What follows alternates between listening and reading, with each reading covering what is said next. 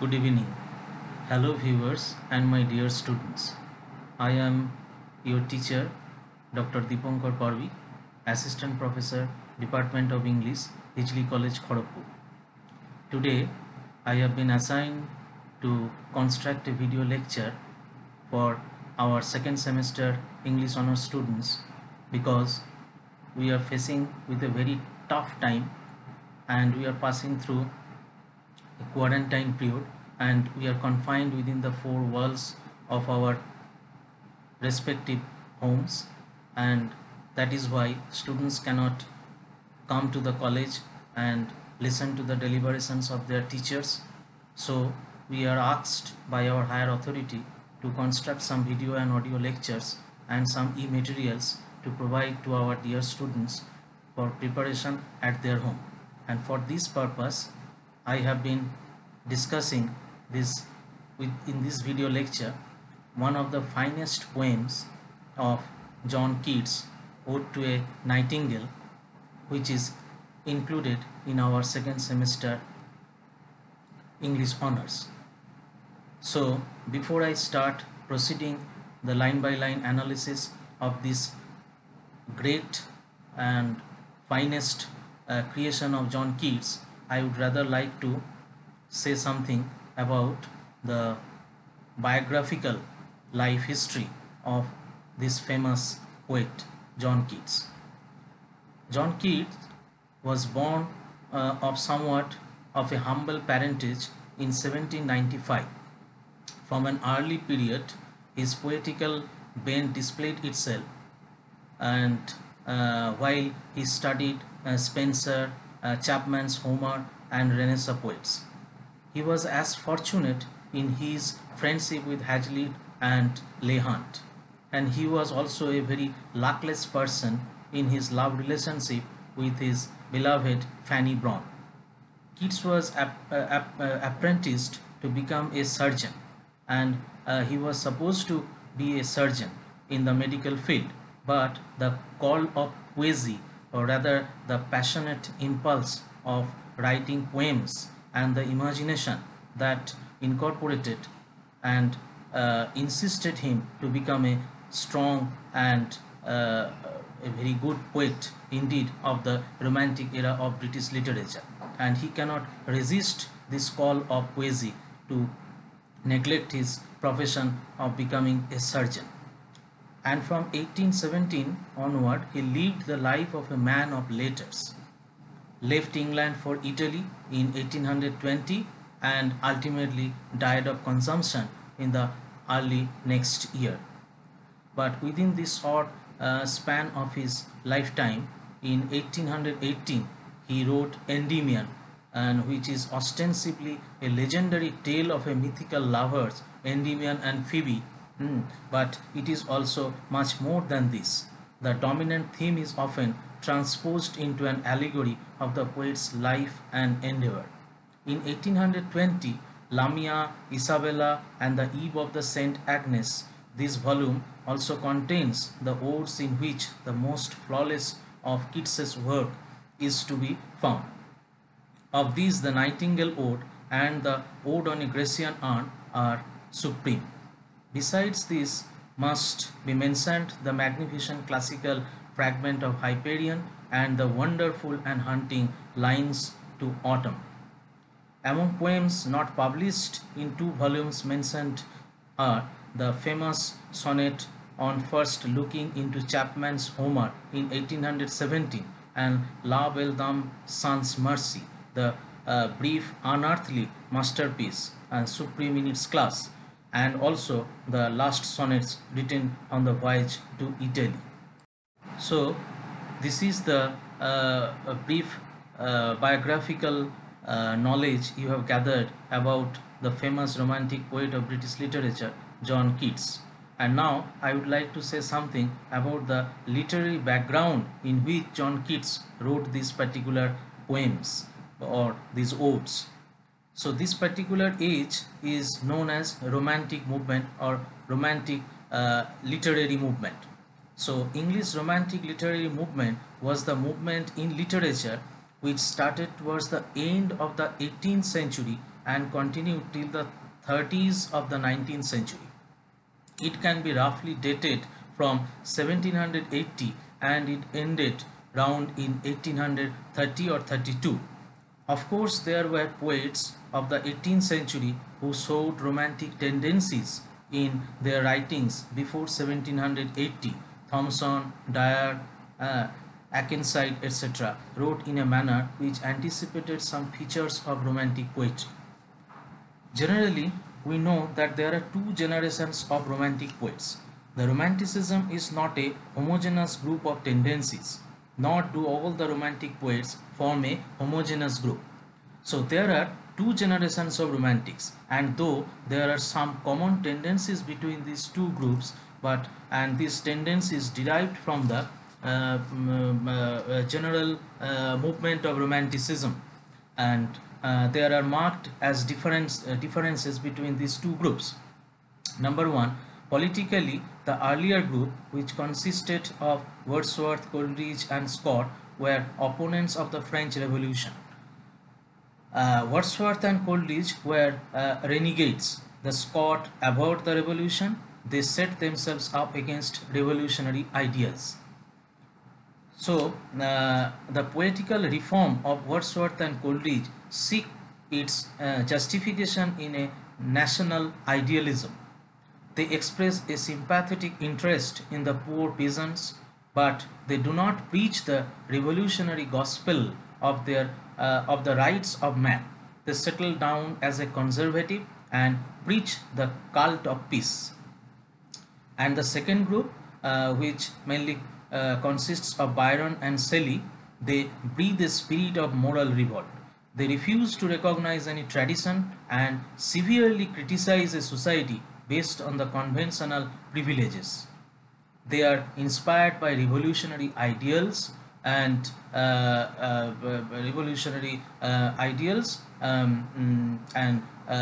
they inspired by the passions for their liberty and rebels against all traditions.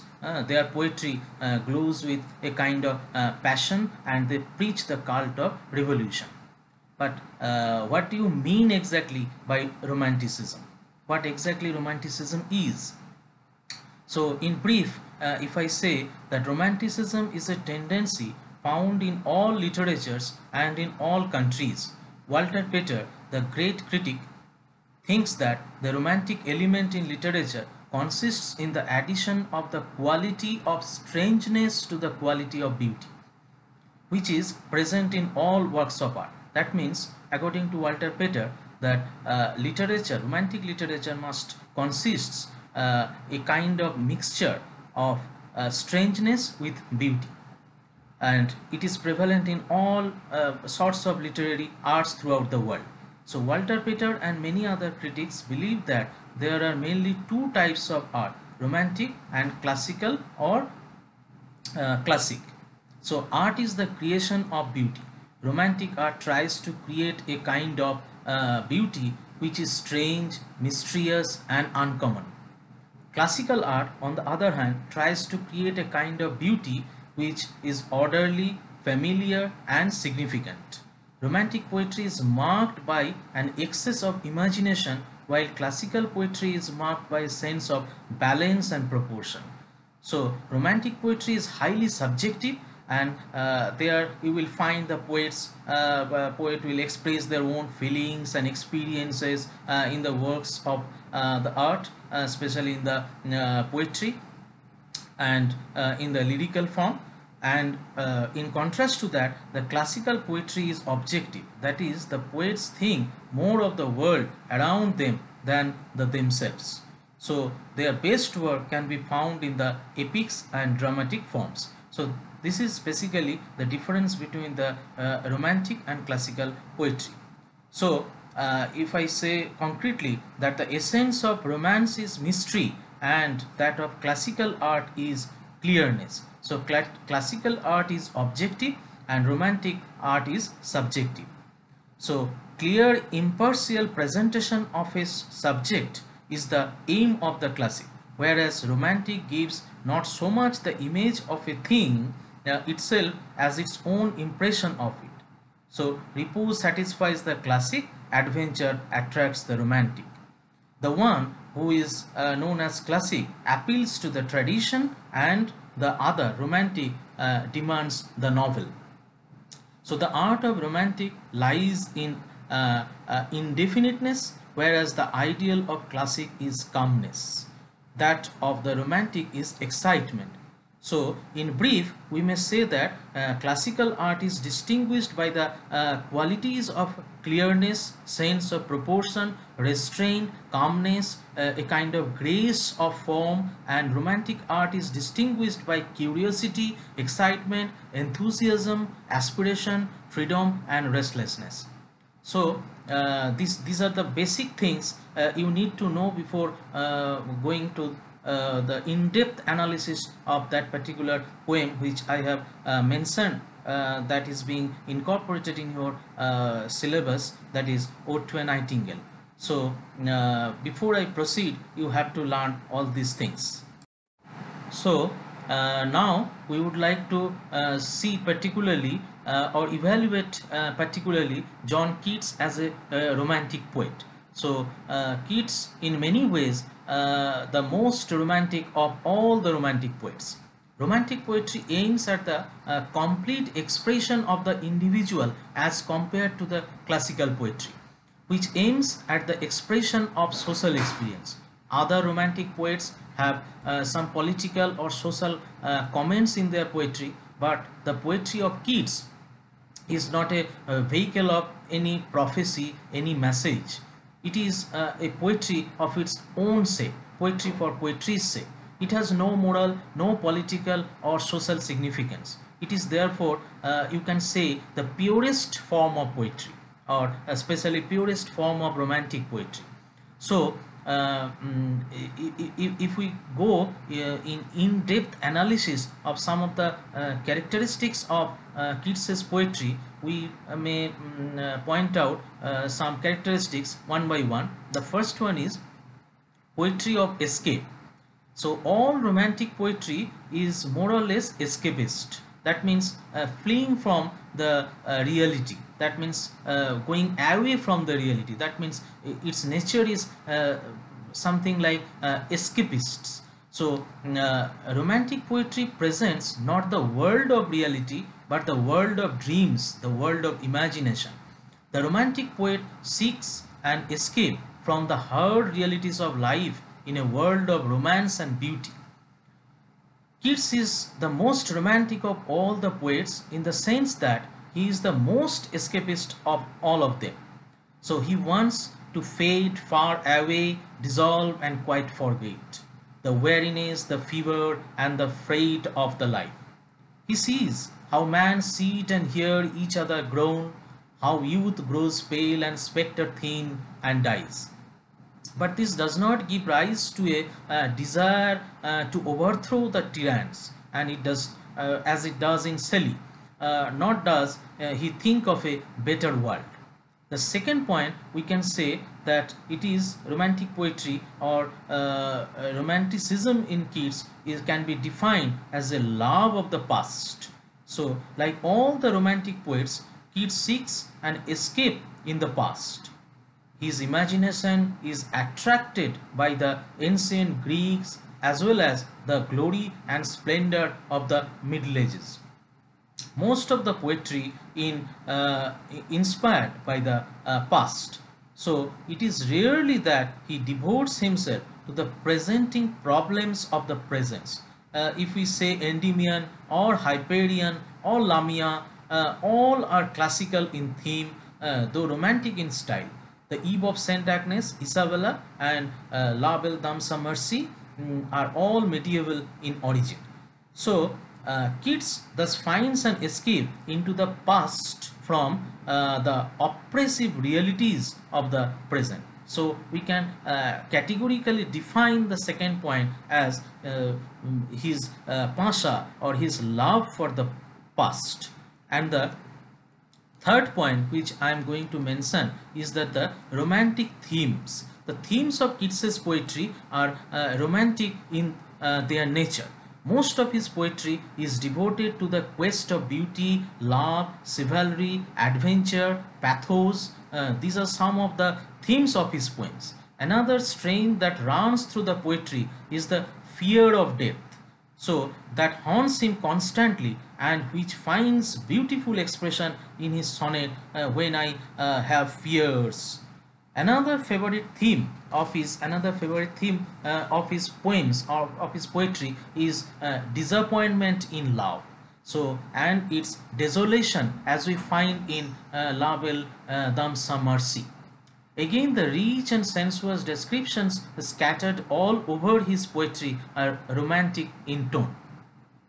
And the fourth point is that his love for nature, and which is obviously the main point of English romantic literature, even not only English but in all kinds of romantic literatures throughout the world. So it is return to the nature or love of nature.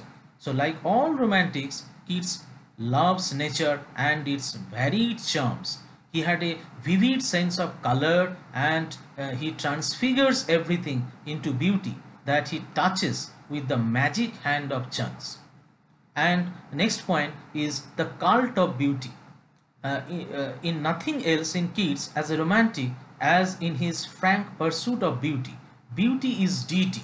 Beauty for him is synonymous with truth. So a thing of beauty for him is a joy forever. Beauty in his religion. It is in this pursuit of beauty that he completely forgets himself and the world around him.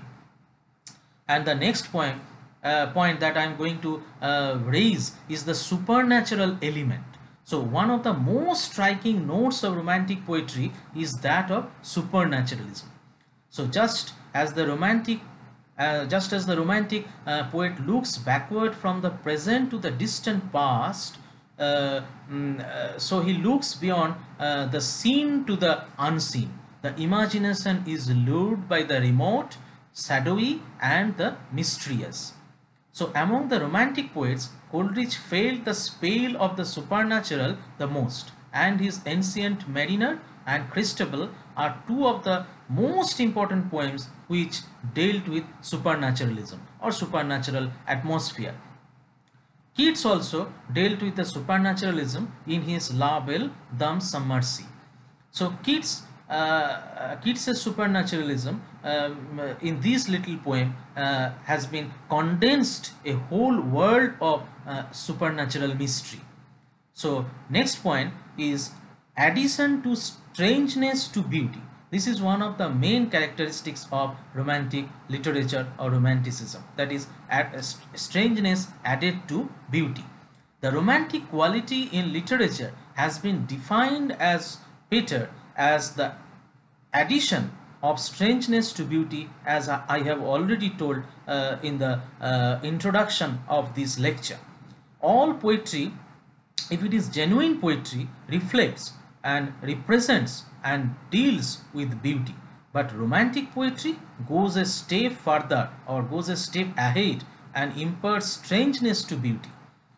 When Wordsworth reads the message of eternity in his simplest flower, or he reveals something strange and wonderful, this revelation of the strange and the mysterious imparts the essential romantic quality to the poetry of Wordsworth. Keats also sees beauty in the ordinary things of nature. The earth to him is a place where beauty renews itself every day. The sky is full of huge cloudy symbols of a high romance. Keats loved beauty in the flower, in the stream, in the cloud, and he loved it in each thing as a part of the universal beauty, which is one of an infinite, the mighty abstract idea of beauty. The song of the nightingale is sweet, and he is enraptured by the song, and there comes the touch of romance. Keats, while hearing this sweet song of the nightingale, passes from the world of time to the world of eternity. I may quote a line from the text: "Thou wasn't not born for the death, immortal bird." The romantic imagination of the poet reveals in a flash of world beyond this world, the world of eternity where the nightingale sings forever and ever. The song of the nightingale becomes a symbol of the universal spirit of beauty. Pursuit of this unknown, the invisible and the infinite inspires the creation of all the romantic poetry of the world. It is born out of the craving for the unknown. It is born out of the desire, a kind of passion, not for a limited happiness, but for the boundless joy and loveliness. The nightingale is for Keats the symbol of unlimited joy, infinite happiness. So these are some of the basic points that we need to know before we start reading analytically or line by line the text. And there are some other points also which we have to consider. These are the Keats's poetic style. So last but not the least, both in terms of the diction and meters, Keats's poetic style is also romantic. Though it has classical finish, it possesses that romantic touch of suggestiveness by which more is meant than meets the ear. That means his poetry is full of such unique suggestive expressions. Keats has employed various kinds of meters and stanzas forms in his poetic works. He is one of the greatest sonneteers in the English language, and his odes, which with their musical flow in long stanzas, stand as a unique specimens of romantic poetry.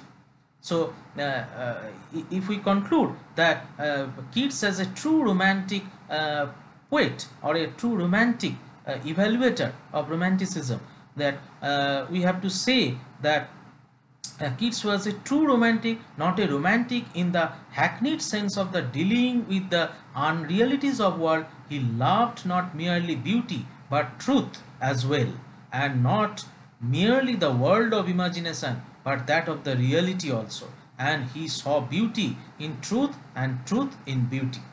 He never escaped from the realities of life in pursuit of the beautiful visions of his imagination. In fact, the visions of his imagination are based on reality. He persistently endeavored to reconcile the world of imagination with the world of reality. Therefore, according to Middleton Murray, we can say that Keats is a true romantic. So, if we conclude the basic features of Keats's style or Keats's romantic styles or romantic characteristics, within this brief span of 20 or 22 minutes, what I have suggested or what I have pointed out is that Keats's lifespan, which is very brief, but within that very brief lifespan, he is known as the one of the main exponents of this romantic revival in English literature. And Keats fully imbibed the spirit of his age. His poetry is a fine example of high romantic poetry. In fact, it touches almost all the aspects of romantic poetry: love of beauty, love of nature, love of the past, supernaturalism, glow of emotion, last but not the least, its importance, the revealing power of imagination. Another important feature which I want to mention here is Keats's sensuousness. So what exactly sensuousness means? So sensuousness is a quality in poetry which is derived from or affects the senses. So we have five senses: sight, hearing, touch, smell and taste.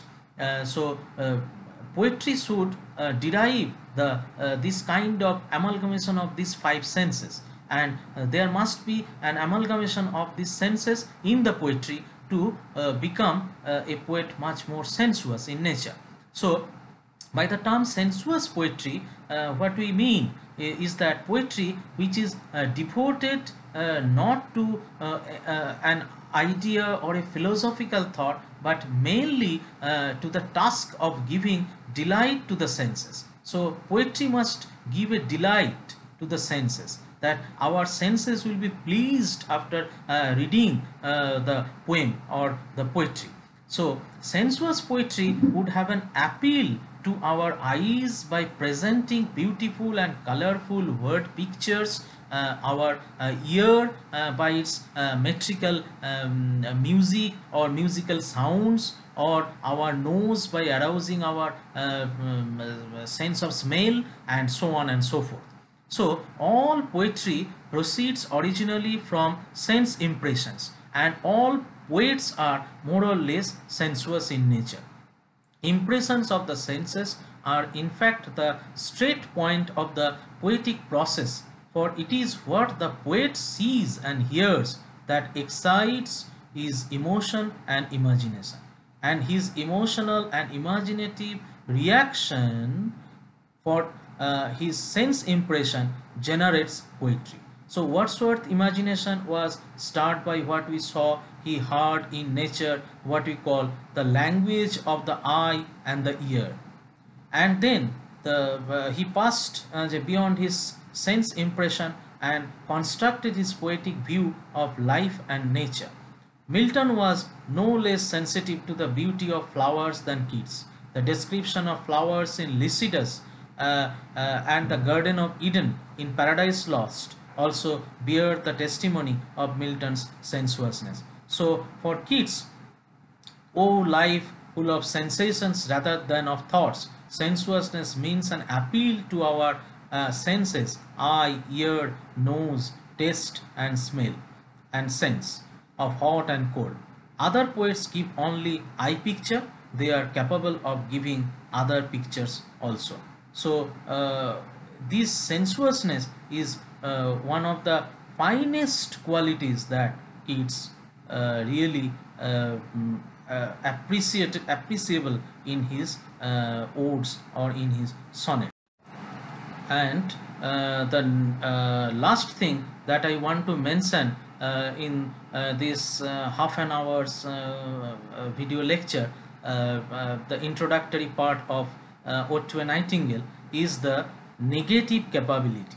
What is negative capability, and what is the meaning of this particular phrase, and how Keats looked this phrase and used this phrase in his poetry. So if I say that Keats had an impulse to interest himself in anything he saw or heard, he accepted it and identified himself with it. If a sparrow comes before my window, says Keats, I take part in its existence and pick about the gravel. So a poet, he says, has no identity. He is continuously in, for and feeling some other body. That means a poet is constantly moduling and remoduling himself with the object that he is writing for, or with the object that he identifies himself. Of the poetic character, it says, it has no self, it is everything and nothing. It enjoys light and shade, it lives in gusto, be in foul or fair, high or low, rich or poor, mean or elevated. It has as much delight in convincing an Iago or Imogen. What shocks the virtuous philosopher delights an chameleon poet. This is the spirit of Shakespeare. Though Keats did not fully achieve this ideal, he was growing towards it. For Keats, the necessary quality of poetry is a submission to things as they are, without any effort to intellectualize them into something else. Keats and the Nightingale are merged into one. It is his soul that sings in the bird. He was wholly in the place and in the time and with the things of which he wrote. He could be absorbed wholly in the loveliness of the hour and the joy of the moment. He is fully thrilled by the beauty of the autumn. He does not complain. Where are the songs of spring? Where are they? Think not of them, thou hast thy music too. This joy of in the present scenario, this absorption in the beauty of the hour is one of the chief marks of genius of a true poet. And if I say particularly what negative capability is, so we have to say that to negate the poet. If we say what exactly, or if we want to sum up negative capability, we need to say that it is a specific poetic characteristic of Keats, and this particular phrase is also invented by Keats.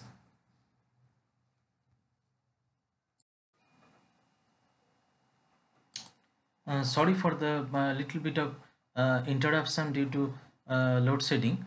So, what I am saying is the term negative capability is a poetic characteristics of Keats, and it is an ideal which it defines as a state of mind in which man is capable of being in uncertainties, mysteries, doubts, without any irritable reaching after fact and reason. So this capability enables a poet to accept the world as it is, with its light, shades, pain and joy, etc. So Keats believed that a poet must have the capability to differentiate moral sense from the dramatic sense. So according to fascination of mystery in other things and a sympathetic identification with them was greatly needed by a poet. A poet shouldn't impose his dogmas and doctrines on his art. He should have a wavering temperament than a resolute one. So this I need to say before starting the line by line analysis of the poem Ode to a Nightingale. So this is the introductory part, and I hope you will understand the basic things about John Keats's biographical sketch, John Keats's characteristics of romanticism or romantic art or romantic nature in his poetry, and some of the terms that I have explained: sensuousness, negative capability and others. So this will bring you an interest in your mind to go through the poem, and I will, in my next or continuous video lecture, I will discuss line by line in two parts the entire poem, and I will divide it into two parts because it is a long poem, and discuss it thoroughly. So I hope you have enjoyed, and if you have any question you may ask, or you may send it in my mail, or you may drop the question in the description box. Thank you for watching this patiently.